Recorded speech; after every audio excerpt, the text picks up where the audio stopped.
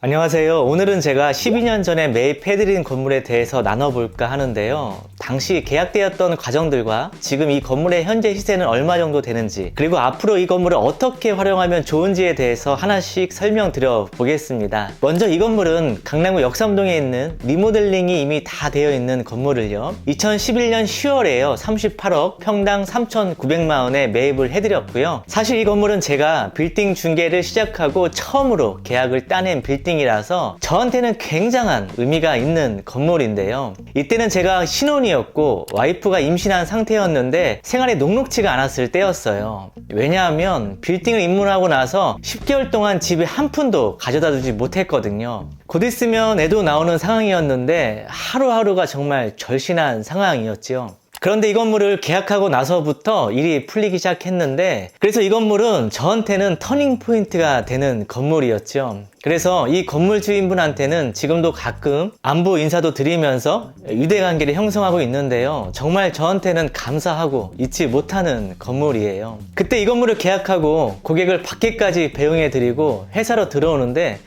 혹시 이런 거 아시나요? 기분이 너무 좋으면 공중에 떠있는 기분이요. 진짜 몇 분 동안은요, 공중에 붕붕 떠있는 기분이 들었습니다. 지금도 그때를 생각하니까 눈가가 촉촉해지는데요. 아직도 그 기분은 잊을 수가 없습니다. 그러면 먼저 이 건물에 대해서 좀 더 알아볼까요? 먼저 이 건물이 위치한 곳은요, 역삼역 13분 거리에 있는 역세권으로 보기에는 거리가 다소 있는 위치였습니다. 대신에 대로변에서 가까웠고 앞에 도로가 12m 도로로 도로가 넓다 보니 차도 많이 다니고 유도인구도 꽤 있는 편이어서 여기에서는 좀 멀지만 입지는 괜찮은 편이었지요. 그리고 여기가 3종 주거 지역인데요. 3종 주거 지역이란 얘기는요, 용적률을 250%까지 올릴 수가 있다는 말이에요. 그러니까 땅이 100평이면 지상으로 250평까지 지을 수가 있다는 거죠. 그래서 3종 주거 지역은요, 보통 대로변이거나 또는 대로변에서 가까운 경우가 많은데, 본 건물도 대로변에서 가까웠고 이제 3종이라서 용적률이 좀 남아 있었습니다. 그래서 건물을 한두 개 층 정도 더 올릴 수가 있었는데요. 그래서 전 주인이 4층에서 이제 한 개 층 중축을 해서 5층으로 중축한 건물인데요.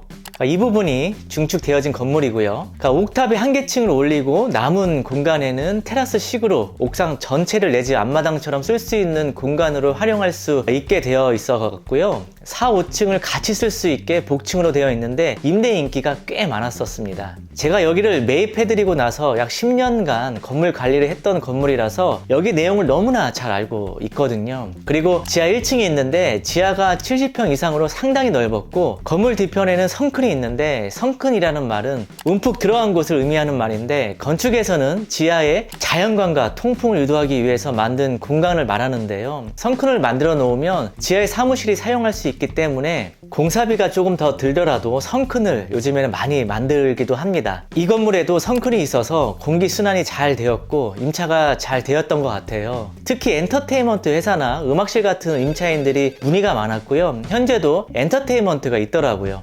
그리고 1층은 이제 카레집인데 벌써 한 7, 8년 정도를 사용한 것 같아요. 신한은행 전산센터 후문 바로 앞에 있어서 직원들의 수요가 많아서 특히 음식점 같은 데가 장사가 잘 되는 그런 곳이었죠.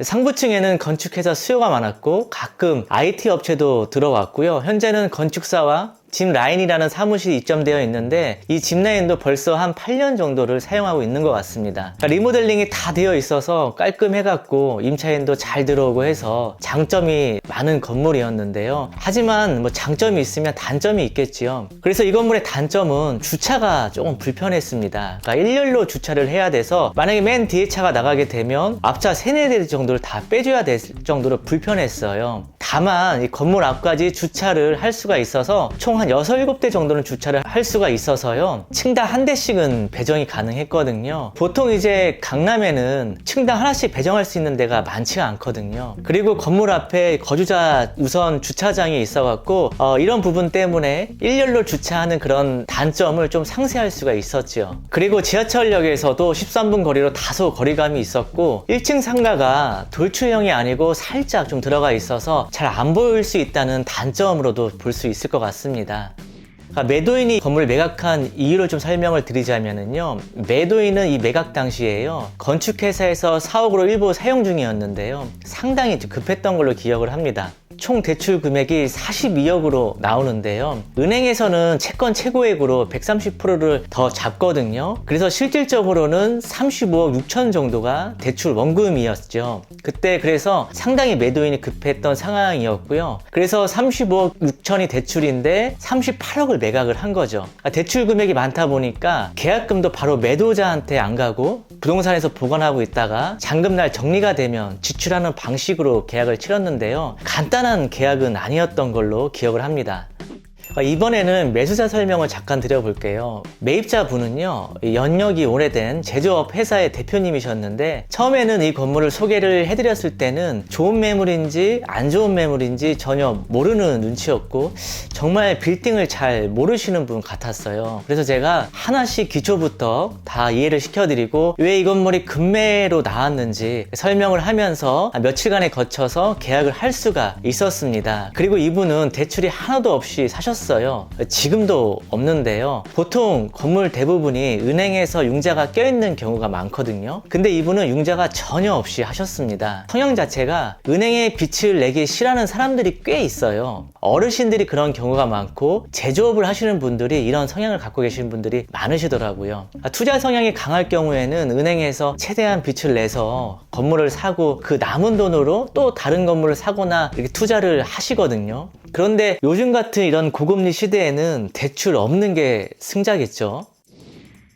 이번에는 이 건물을 추천한 이유를 한번 말씀드려 볼게요. 이 당시 주변에는요, 이 매각된 사례가 없어서 사실 비교할 수가 없었어요. 대신 매도인이 대출이 매매 금액을 육박한 상황이라서 급매라 판단할 수 있었고, 감정가 또한 38억이 다 나왔었습니다. 그래서 이 감정가만 보더라도 이 금액이 잘 나왔구나 판단할 수 있었고, 건물이 이게 총 6층 규모의 리모델링이 이미 다 되어 있었거든요. 그래서 건축물의 가치가 있었고, 그러면 건축 가격이 포함되어 있으니까 평당가 3,900만 원이면 3종 주거 지역의 이 강남 시세 대비 괜찮았던 건물이었다고 판단이 되어서 추천을 드렸었고요. 그럼 이 건물의 현재 시세는 지금 과연 얼마 정도 되었을까요? 한번 알아볼게요. 먼저 매각 사례를 좀 살펴보면은요, 본 건물 인근에 대로변에 있는 건물이요, 2022년 5월에 250억, 평당 2억에 거래가 되었고요. 바로 이 본 건물 옆 건물이 2019년 3월에 70억, 평당 7,200만 원에 거래가 되었습니다. 2019년이면 저금리 기조로 한참 많이 오를 때거든요. 4년이 지난 지금은 더 하겠지요. 그리고 옆 건물은 1층에 상가가 없는 필로티 주차장이라서 건물의 가치는 조금 낮습니다.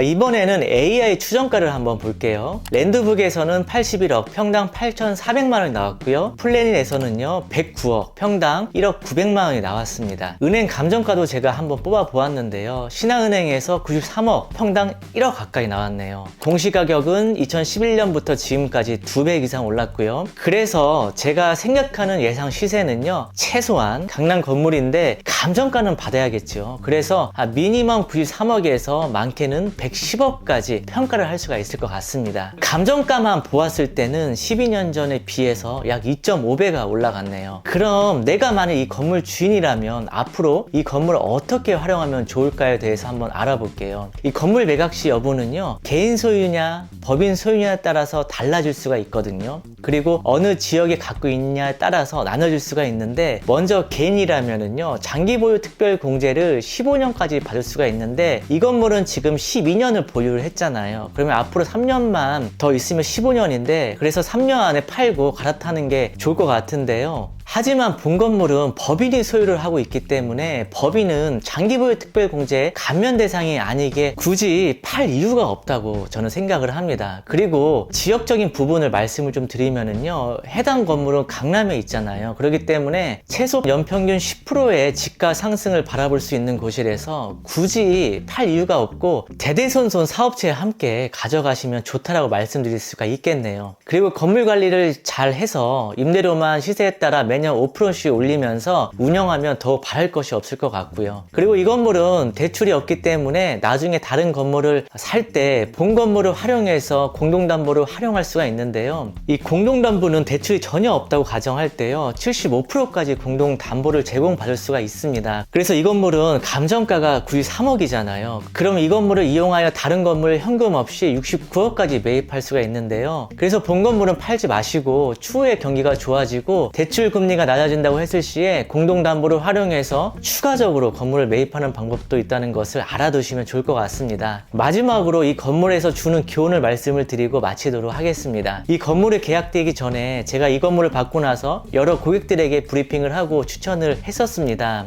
어떤 고객은 여기서 너무 멀다고 싫다고 하셨었고, 어떤 고객은 주차장이 불편했다고 하신 분도 있었고, 또 그때 주인이 일부 사용하고 있어서 임대료가 낮았는데 수익률이 좀 낮아서 싫다고 하셨었거든요. 그런데 우리가 역으로 한번 생각을 해보자고요. 만약 이 건물이 역에서 가깝고 주차장이 편리했고 수익률이 높았다면 과연 38억에 이게 나왔을까요? 아마 내 손 안에 오기 전에 벌써 팔렸거나 아니면 확률적으로 더 높은 금액이 나오지 않았을까요? 그러니까 뭐든 장점이 있고 단점이 있는 거죠. 중요한 것은 단점이 있지만 그 단점을 상쇄할 만큼의 가치가 있느냐 없느냐를 판단하는 것이 중요한 포인트를 할 수가 있겠네요. 정리를 해서 좀 말씀을 마치도록 하겠습니다. 첫째로는 강남 건물은 파는 게 아니다. 둘째로는 개인이면 15년 이내로 파는 게 좋지만 법인은 혜택이 없기 때문에 평생 갖고 가도 된다. 세 번째는 투자한 건물이 금액이 올라가면 그 차익으로 공동담보를 활용해 다른 부동산에 투자할 수 있다. 네 번째는 여기서 멀다고 투자 가치가 낮은 게 아니라 여기서 멀면 먼 대로 또 그 정도의 가치를 하고 또 가까우면 가까운 대로 그 가치를 한다. 여기서 가까운 게 올라가면 먼 지역도 따라 올라간다 입니다. 오늘 준비한 내용은 여기까지입니다. 앞으로 이런 매각사례 부동산을 통해서 어려운 부동산 상식을 쉽게 유익한 내용으로 찾아뵙도록 하겠습니다. 내용이 좋으셨으면 구독과 좋아요 부탁드리겠습니다. 감사합니다.